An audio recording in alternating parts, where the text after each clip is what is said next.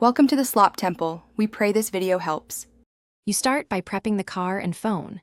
Update the Thar Roxx system and enable CarPlay on your iPhone under Settings General CarPlay.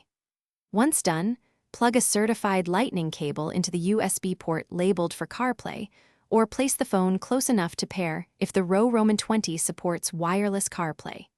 Make sure Bluetooth and Wi-Fi are on. This allows the phone to hand off audio and navigation. You're ready to accept the CarPlay prompt on the vehicle screen and on your phone. You now authorize and organize CarPlay. When the prompt appears, tap Allow on your iPhone and confirm on the Thar Roxx screen.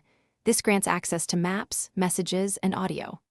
Next, choose your preferred map app, Apple Maps or Google Maps, and set the audio source so media plays through the car speakers.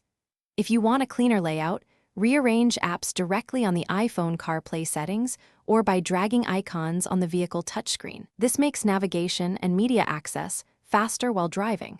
You finish by learning controls and a key troubleshooting tip.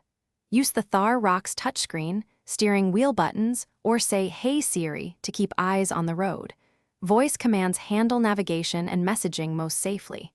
If you lose audio or the screen freezes, first inspect the cable and Bluetooth connection, then toggle CarPlay off and on in iPhone settings. As a final step, restart the iPhone or the vehicle infotainment system. This resolves most handshake or software glitches quickly. Thanks for watching.